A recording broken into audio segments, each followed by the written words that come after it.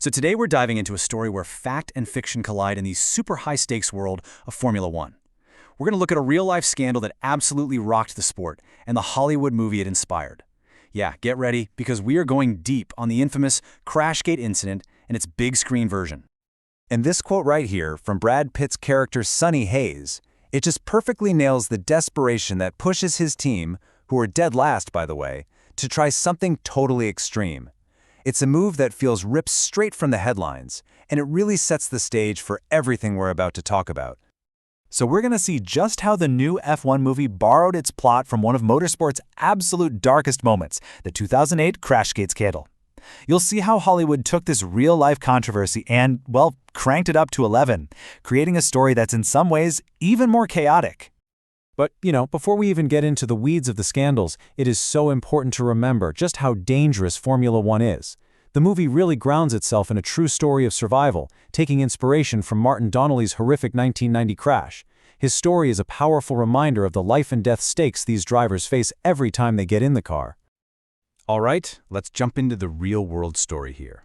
A carefully, meticulously planned conspiracy by the Renault F1 team during the very first F1 night race. And trust me, this is where the story gets really, really wild. Now, the key to this whole thing was this very specific loophole that Renault decided to exploit. See, for just 2 seasons, 2007 and 2008, there was this rule that closed the pit lane the second a safety car came out. This created a huge vulnerability, one that, if you timed it just right, could basically be weaponized to guarantee a win. And the plan they cooked up was carried out with just surgical precision. 3 simple but pretty devastating steps. First, the team brings in their star driver, Fernando Alonso, for a pit stop way earlier than anyone expected. Then, just a lap or 2 later, they tell their other driver, Nelson Piquet Jr., to deliberately smash his car into a wall. Boom! The safety car comes out, traps all the leaders, and Alonso just cruises to this totally improbable and, as it turns out, completely fraudulent victory. Okay, let's switch gears and head to Hollywood. Here, our fictional team, APXGP, is at the bottom of the barrel with 0 points.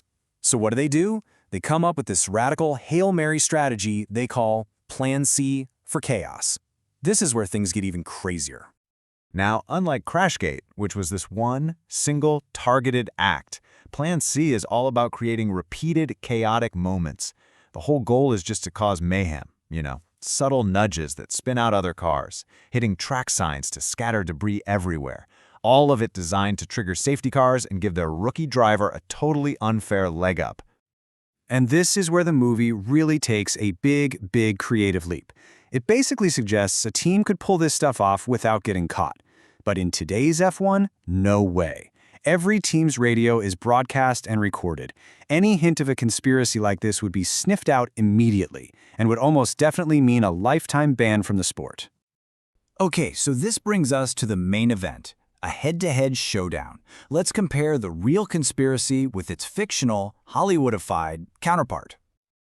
When you boil it down, the difference is actually pretty simple. One was a surgical strike and the other was just strategic chaos. Crashgate was a one-time fraud, laser-focused on one very specific rule. Plan C, though, that's a repeatable strategy designed to just throw the race into total disarray, over and over again. And even though the goal was the same, get a safety car out to help a teammate, the methods were totally different. But here's the most important part, the thing they both share. They both crossed a massive ethical line. They intentionally created danger on a live racetrack just to get a competitive edge. But really, the biggest, most critical difference between the movie and reality, it all comes down to the consequences. See, Hollywood gives us this triumphant, feel-good ending where the crazy plan actually saves the team. But in the real world, oh man, it was a complete and utter disaster. Crashgate led to huge penalties, the team lost massive sponsors like ING, and the scandal has left this permanent stain on the sport. And the fallout wasn't just about bad PR, it had a direct, measurable impact on the championship itself. The driver who lost the most from that Singapore race, Felipe Massa, would go on to lose the entire 2008 world title by just one single heartbreaking point. And that controversial ending has now led to an $82 million lawsuit from Felipe Massa. His whole argument is that if the sport's governing body, the FIA, had just acted on information they allegedly had at the time, the race result would have been canceled, and he, not Lewis Hamilton, would have been the 2008 world champion. And what's truly unbelievable is that 17 years later, this legal fight is still going on.